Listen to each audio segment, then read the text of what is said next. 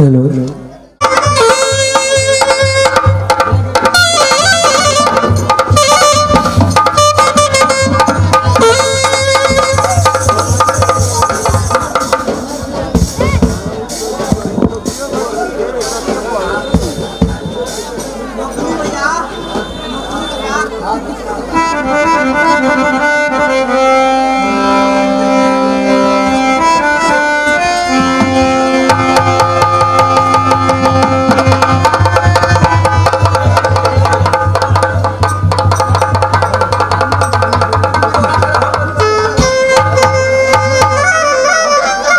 Hello hello जी hello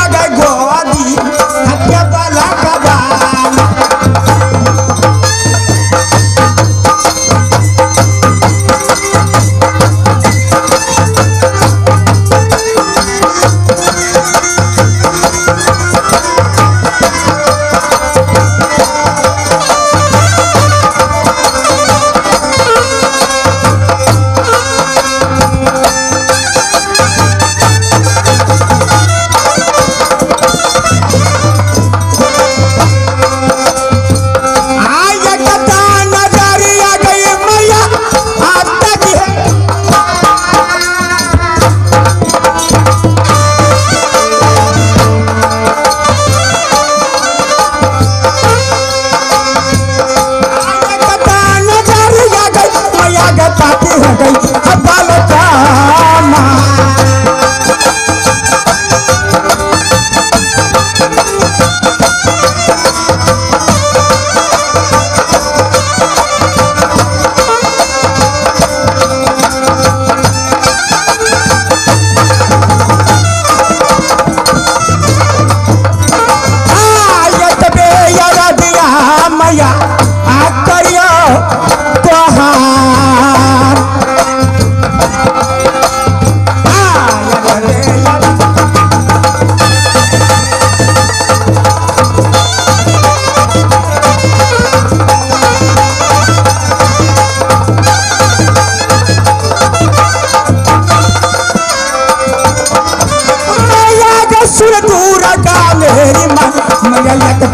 दरिया के बालक मत है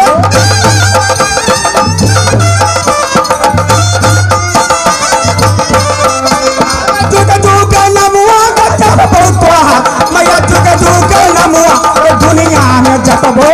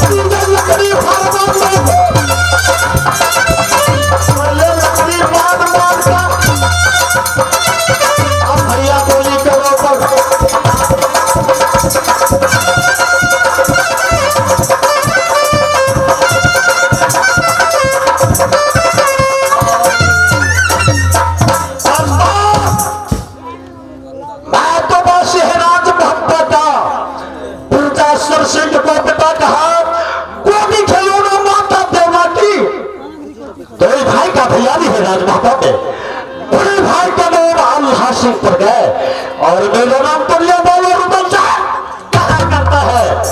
लेकिन दोस्तों रोता हुआ बच्चा को उससे माता और पिता कहता है बच्चों चुप हो जाओ और रुदल बेबा आ रहा है इस रास्ता से।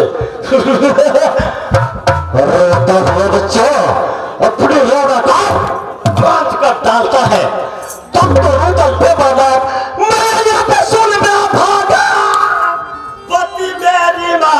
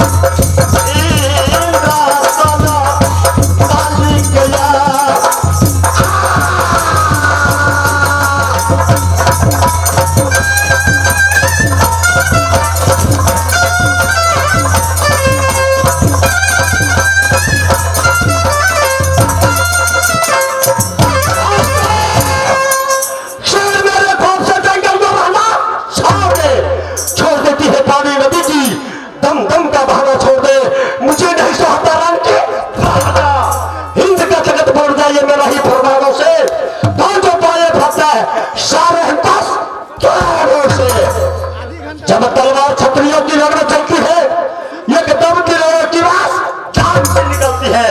खोजने हमारी रोशन है इस जमाने को ये खेल समझ को थरथराती है जमीन खुलदार कमजोर देखकर है मुझे तलवार चोर देखकर। लेकिन मेरा दोस्त जात बराबर भिख मंगा है उनके बराबर बहाते हाथ। जब 4 रोज का छोटे लेकर के गया राज पिजड़ी आज हफ्ता रोज गुजरता जा रहा है। एक पिजड़ी वाला अभी तक लौट करके महापा नहीं आया है। ये कहाँ की बात है? तो 7 दिन 7 रात बल बबली में लड़ते लड़ते देवा रुदल को रुदल को टॉर्नेशन देवा नहीं करता। देवा को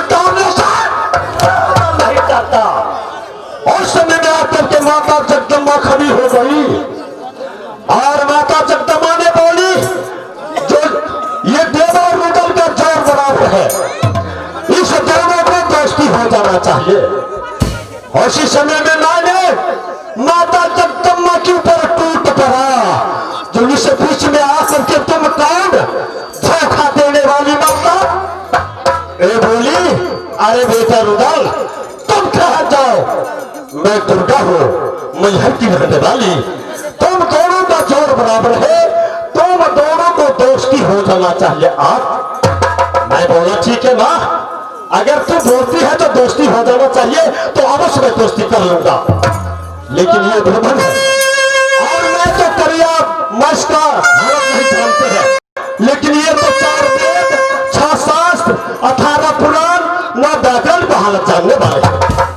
उसके पास इस मूर्ख का दोस्ती हो गया, लेकिन मैंने इस चंद्रहासों की ताकत से ब्रह्मण को नीचे दबा करके रखता हूं। मैं यहाँ पे सुनना भागा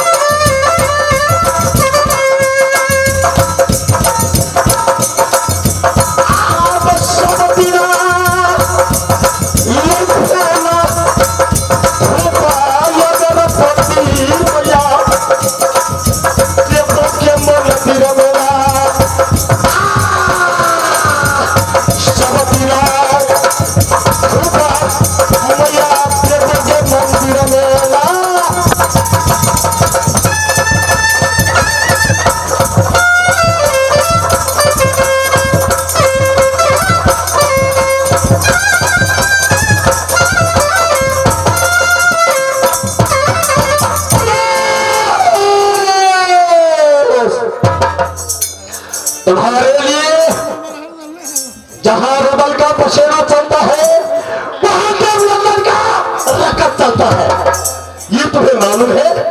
लेकिन तुम पिंजरे में जाकर के निश्चित होकर के सो गया था।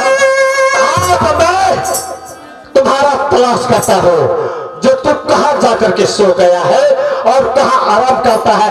हाँ जैसे हो हम निकल जाएगा के हो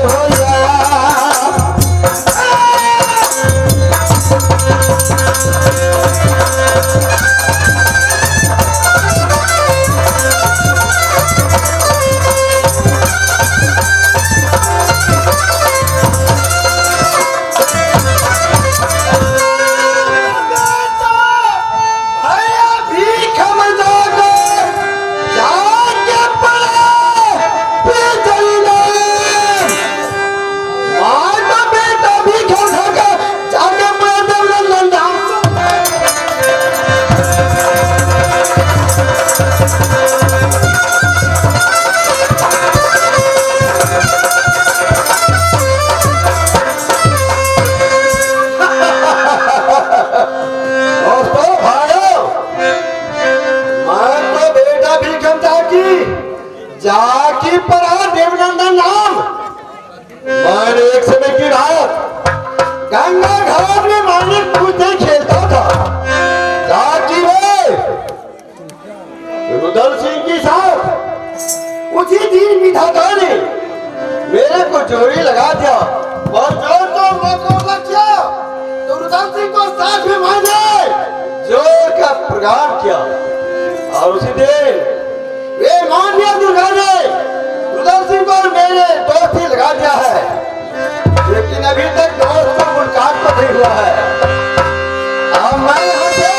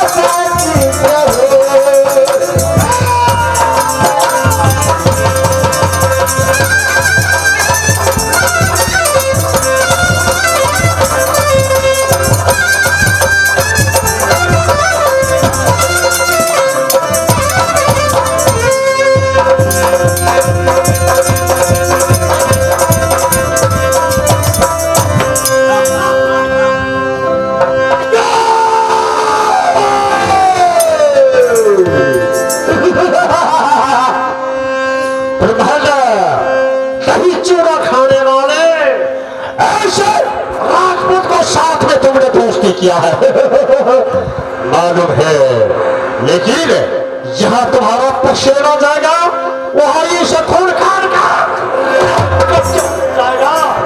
मैंने पत्तल नहीं गया है, रुदल सिंह पत्तल नहीं गया है। ठीक है, मैंने तुम्हारा इंतजार करता हूँ ब्रह्मांडा, दोस्त है दोस्त, लेकिन कितना ऐसे 1 घंटे से मैंने तुम्हारे रास्ता का इंतजार करता हूँ, तो आ नहीं रहा है, लेकिन बदल नहीं गया है दीवाना। तब तक मैं बैठता हूं कुर्सी लगा करके और देखता हूं तो आता है कि नहीं।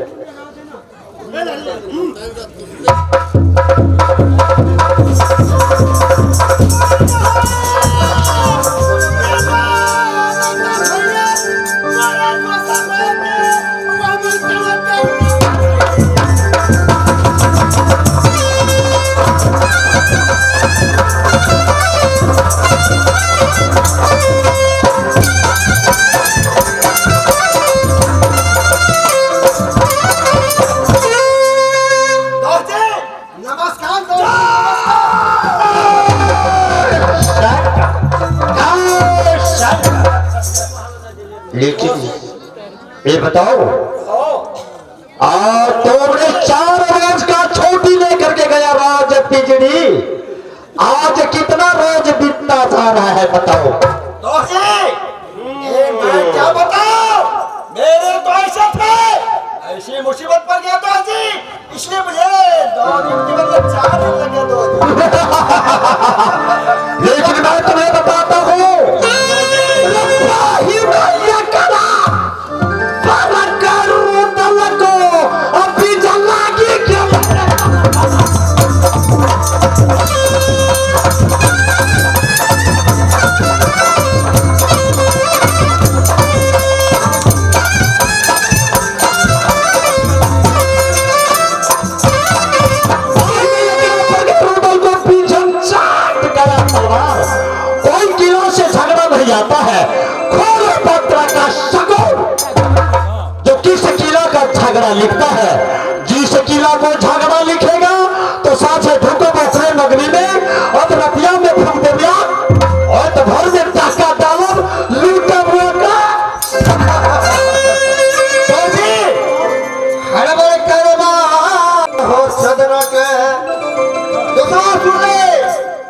हलवे कर रहे चंद्र के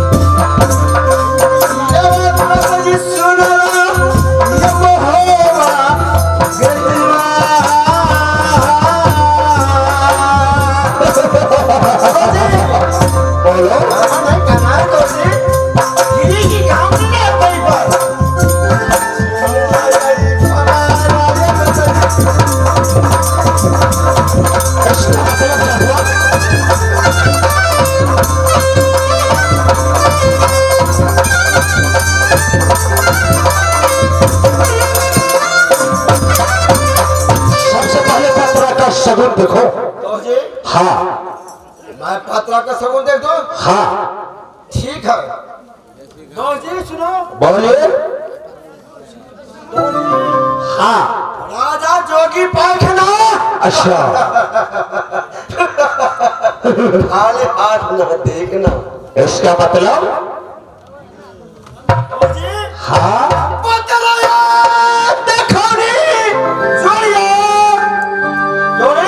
बोलो लगता हो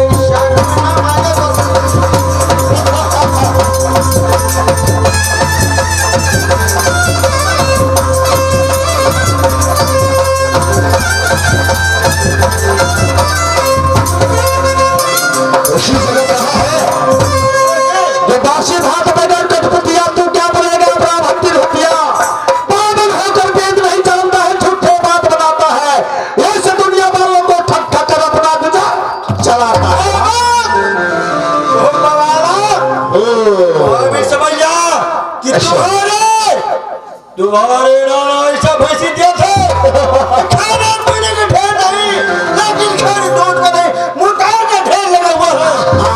खानदान का हो तो शाबाश जी। इस समय अरे थोड़ी इस समय मेरा जेब खाली है, किस लेकिन फिर भी मैं इंतजाम करता हूं, क्योंकि इस बसमिती मुसरनिया गांव में मैंने आ चुका हूं। क्योंकि बसमिती मुसरनिया का नाच हम लोग इतना इतना बड़े थे, छोटा था, उसी समय में देखे थे। इस गांव वाले को, इस पार्टी को मैंने प्रणाम करता हूं, हमारा गुरु महाराज है। सुनो जी, अरे तुम्हारे पास पैसा नहीं, अच्छा तो मांग करके लाओ।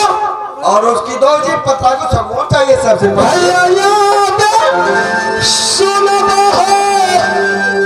मुसहरनिया बसमिती के समान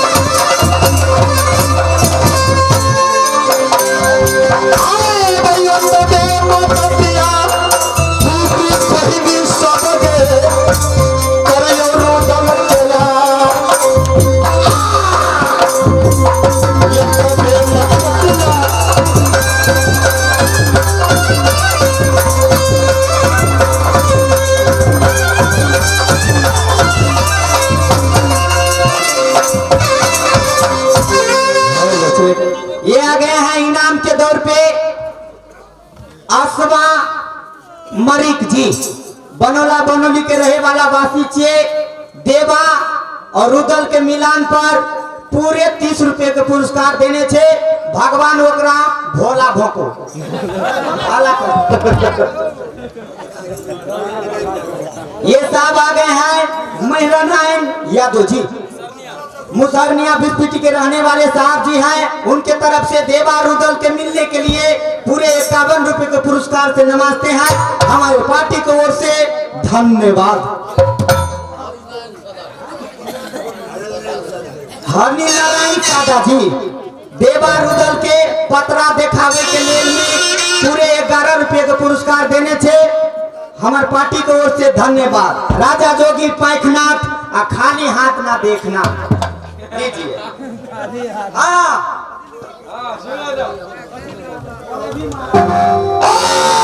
पंडित जी ले लो अपना 1.25 रुपया, 1,500 रुपया ले लो आकर के। तुमने मंगनी किया उधर से, ये उधर पीछे हटने वाला नहीं है। 10 कदम आगे रहता है परंतु पीछे नहीं। चलो इधर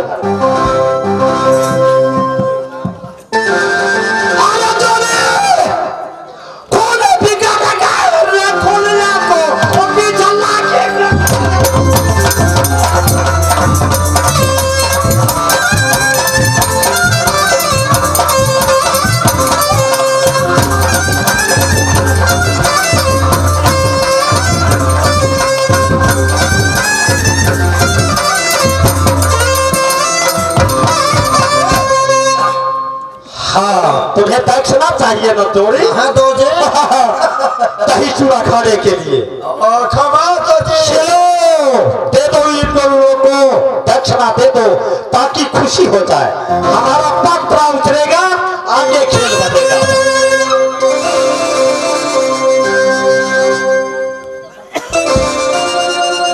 ये पकड़ो चलो चलो अरे जोड़ी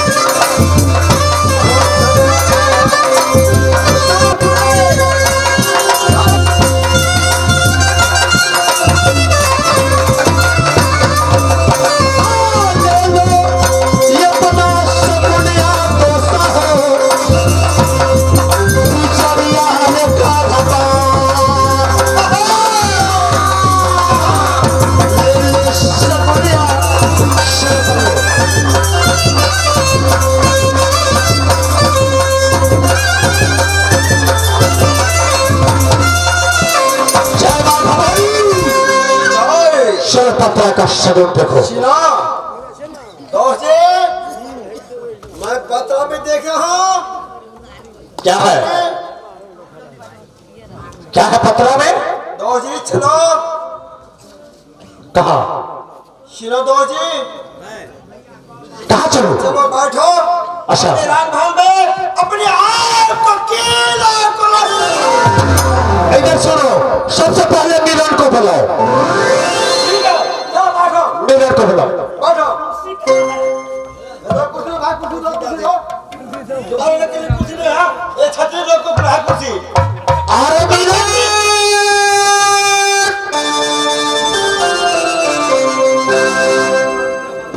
अरे मेरा नाम सुन बा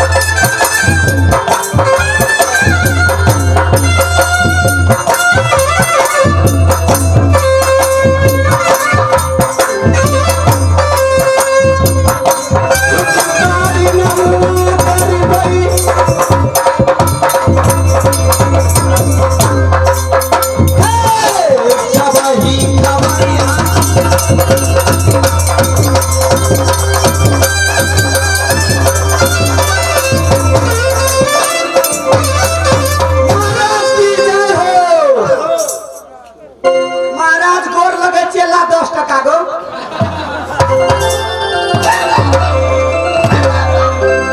एगो नहीं मार बाप हेबो गो।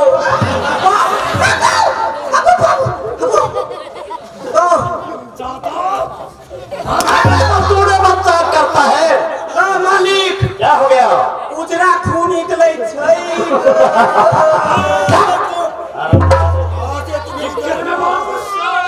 अखनी तो हमर बिस्कुटे डिब्बा पार भए गेलै। बाप रे क्या हो गया मालिक बिस्कुट डिब्बा। करो सो बंद करो साले हरामजादे कुत्ते कमीने। कहिए मालिक किस लिए बुलाए हैं? इसलिए बुलाए हैं जी जी जी का बच्चा हरामजादा ये मोहब्बत का समाचार क्या है। और भैया जो है आल्हा शेख उसका क्या समाचार है। महाराज हाँ आपके रहते हुए और आपके इलाके में और आपके राज में और राजा मोहबा का सब कुशल है महाराज। सब कुशल और ही भैया कुशल। आल्हा का भी कुशल है महाराज। सब ठीक है। अगर जरा सा जो गड़बड़ी होगा तो सोच ले उधर से फायदा नहीं गया है काया। समझ लिया महाराज गो हाँ पहलवानी लड़ भी काल। अरे उधर से क्या लड़ेगा ये कामनों की नहीं समाता जगदम्बा जगदेश्वरी की दया से। जी जी जब रुदल का ये चंद्रहास तलवार जो घूम जाता है तो अंधा चटक जाता दंडबाजों की दर्द जो धरिया में चौका के साथ पेट का पानी हम पर बोले मुक्का डोले पत्ती सोता। ये कुश्ती का मतलब क्या दिखाता है क्योंकि बाबा में सबसे पहले जगदम्बा माता दुर्गा की पूजा ये रोशन करता है। जी महाराज जाकर के अभी भी देख ले जी जी। तो कुश्ती लड़ने का सवाल क्यों तूने रखा महिले से फिर भी तो नहीं हतो। किससे महिला से पहलवान से औरत में तक। रहने दो रहने बुझ गेलियो। अरे मैं महिला से भिड़ने वाला पुरुष है तब हरामजादा। हमर बाबू महिले से फिर गेल रहे। चीर मारी चीर साले पीस करके खा जाऊंगा। ओ जी आजू क्या तुम्हें आज घी तो नहीं खाया है तेरे जीभिया पिछड़ जाता है। नहीं महाराज मैं आपका दरबार कहता। महाराज हाँ। आपके जिलाने से जीते हैं अच्छा। और आपके खिलाने से खाते हैं। इस गाना उना जानते हो गाना तो हमार नानो ने जाने चाहिए। जानते हो कौन सा सुर में सुनिएगा? बोकरी की बोकरा सुर में। अरे तुम्हें कौन गीत गाने के लिए आता है बहादुर। हमको हाँ मैथिली सुनिएगा कि भोजपुरी सुनिएगा हाँ। कि हिंदा सुनिएगा कि हिंदी हिंदी हिंदी। हाँ अब तारे कमला प्यारू पर कम कजीरा तारे कमला प्यारू पर कम कजीरा पिछला मेरा तो लीला करा लीला करा लीला करा।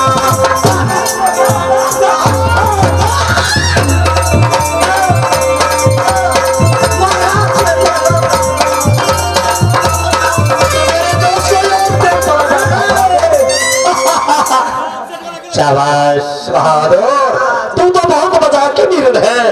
मैं शब्द जी महाराज जी का बच्चा। अच्छा समाचार ठीक है ठीक है। ठीक है तो हम लोग जा रहा है और भैया सिंह को आला सिंह को दरबारी तू है जाकर के हर हमेशा पाँव दबाना और उसको सेवा करना। महाराज गो हाँ हम नहीं जेबो हमरा बीमारी छो 3टा। कौन बीमारी इस तलवार से मैं निकाल दूं बीमारी। महाराज झाड़ा फिरे ले जाय छिए अच्छा त हागा जाय छे। और क्या बीमारी? बेहुता हाँ। अरे उल्लू की पट्टे तब महाराज की ऐसे जाने छी गो क्या लघी करे ले जाय छियै तब पेशाब भए जाइ छै साधारण बात है उ सब कहै छै आ तेसर महाराज सुतै ले जाय छियै ना त नींद पर आ जाइ छै आय अरे बेहुदा ये सारे संसार की सारे संसार कहै छै यही देन है आ भंसिया के छै पेट में अंडा आ जखनी दरबार से जाय छियै ना घर त कहैत रहे छै कतऽ गेल रही तू अंडा वो तो कहना उसका स्वभाव है आय बेहुदा हाँ तुम उसमें जबरदस्ती करते हो नहीं दो अरे बाजी बाजी में कहा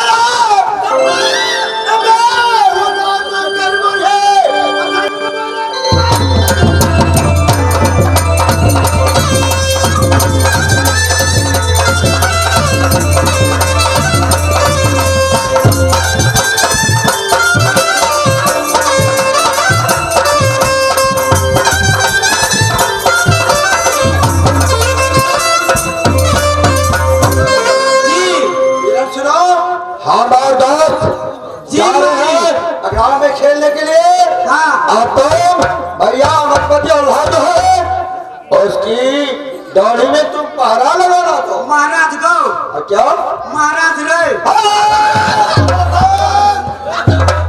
ये तेरा कुटुंब है दोस्त है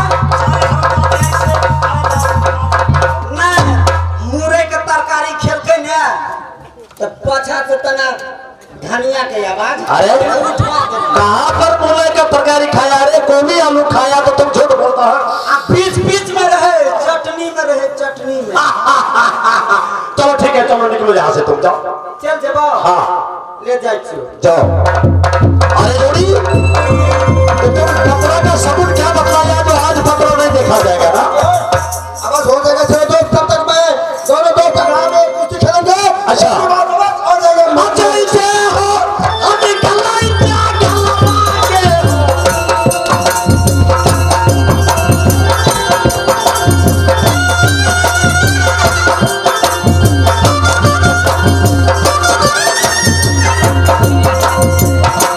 पैसा लूटी हर बार निकले होता होता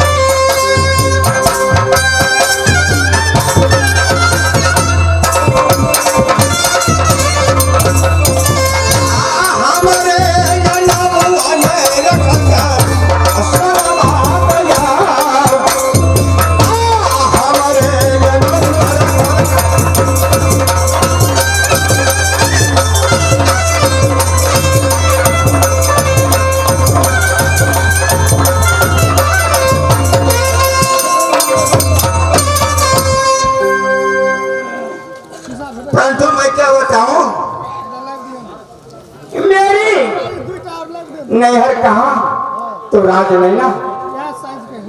राजा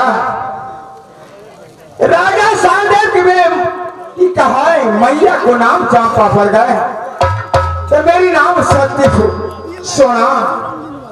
अरे बार हम जादू सबको जानते हम जाने न कोई, लेकिन 14 जादू जानने वाली सत्य सोना। क्योंकि जिस दिन से मैंने जन्म ली है राजमीना में, उसी दिनों से मैंने और घर घर बेटी भी आने जल्दी देती है। मैं क्या बताऊं? अरे दीदी मेरी सासुर कहाँ? मेरी सासुर कहाँ तो राज मोहब्बा, मेरी सासुर कहाँ तो राज मोहब्बा। सर की पुतू का है सासू के नाम देवला पड़ गए, लेकिन नहीं मैं क्या बताऊं? स्वामी के नाम कैसे मैं बताऊं? स्वामी के नाम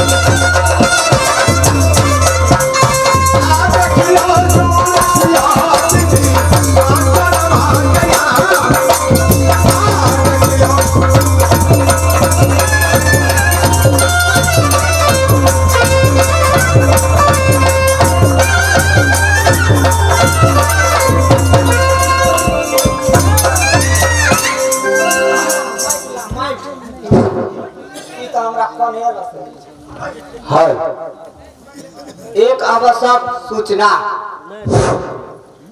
सूचना यही बात के या खेल भ रहल या रुदल के जन्म देवा रुदल के तो दिखाइए दिलिए, लेकिन खेल हम सब करे के लेल में जा रहल छे रुदल जन्म। बोल दे माता भगवती की जय।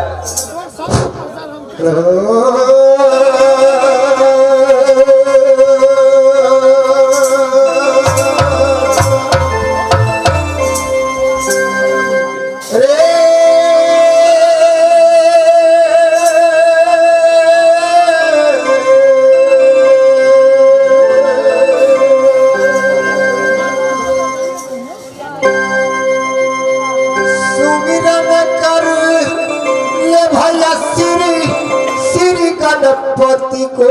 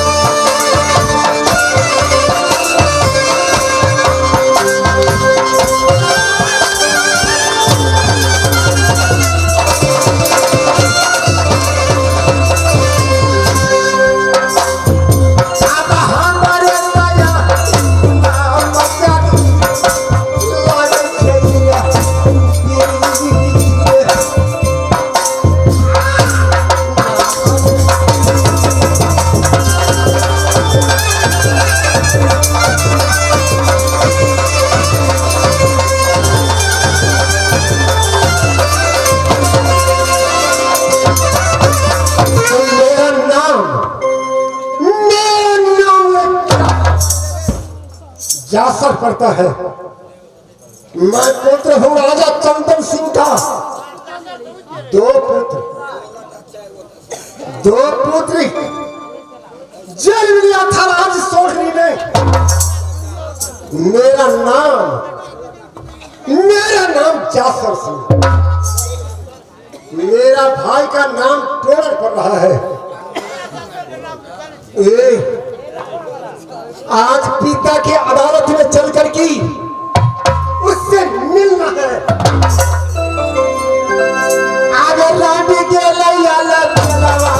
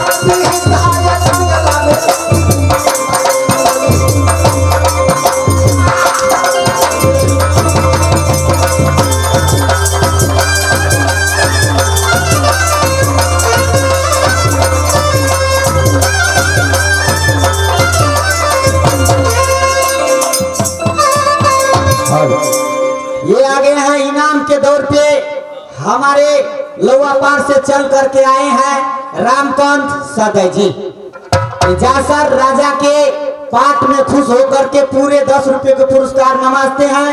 हमारे पार्टी की ओर से धन्यवाद कहते हैं। जारे 10 टकिया चमकते चमकते हमारा राजा साहब के कहना नमस्ते नमस्ते।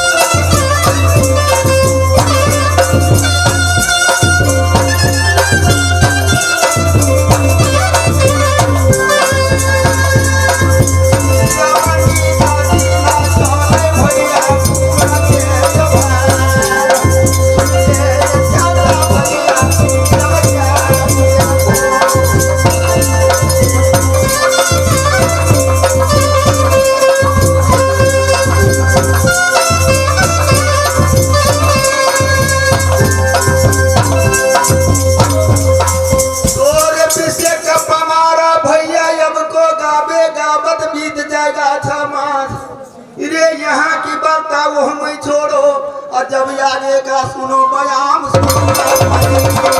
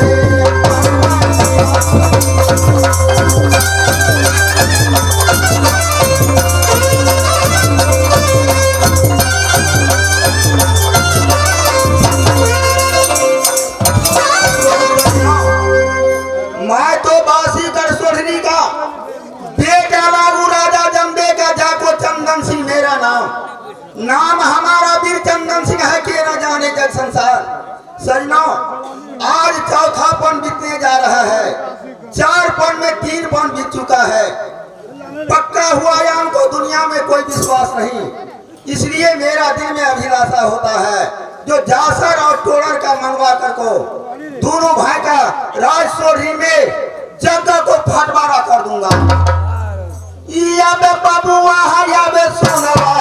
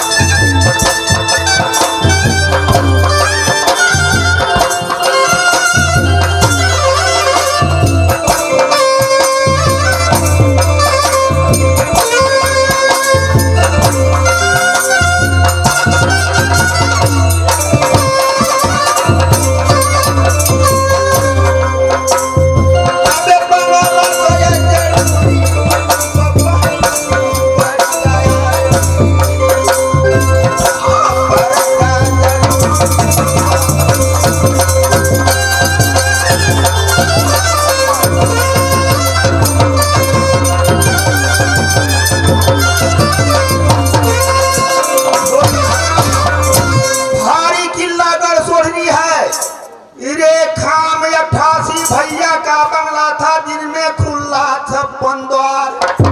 भैया पूरा राजा पटना वाला और छतरी बैठे 10,000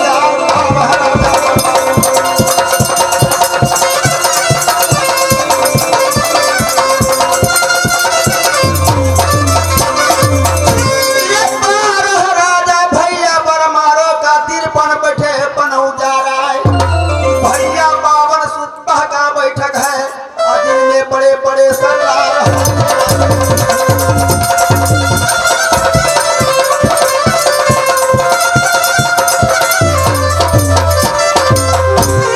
और हाजिर नाजिर मनसी घूरे चपरासी का ठेलम ठेल। भैया कुर्सी कुर्सी पर ऑफिसर है अमोढ़े मुढ़ा बैठे नवाब।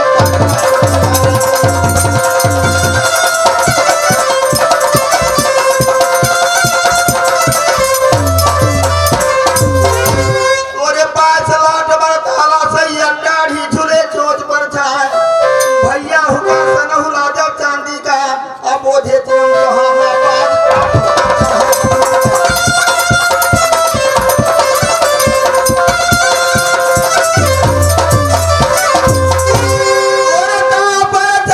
भैया हरा बधुअन की अजनंद फीकी फीकी नहीं जाए।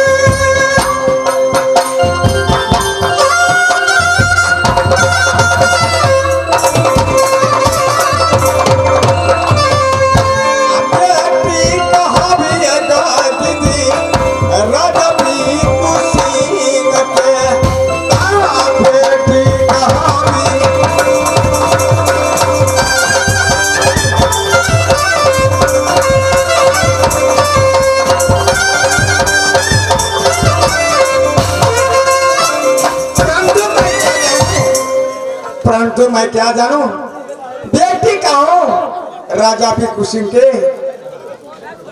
मेरी नाम मेरी भाई है को नाम ये महिला, लेकिन मेरी माँ मेरी नाम ये माल हूँ। अक्को नागरिया में जाके करवैया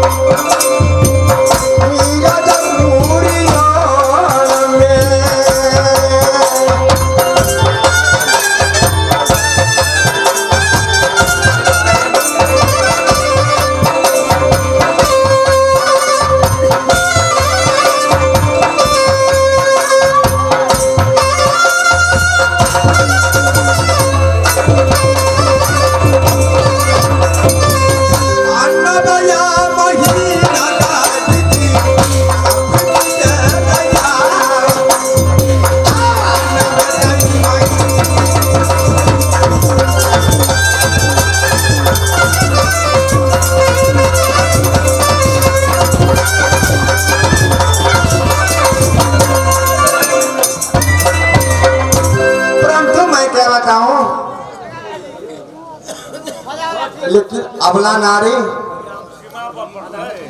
ये अबला नारी, ये 6 महीना के मेरी 6 महीना के मेरी गोद में मेरी बच्चा है, लेकिन प्रेम का चंडाल मेरी सामना और देवर उदम क्या करार दो हारिया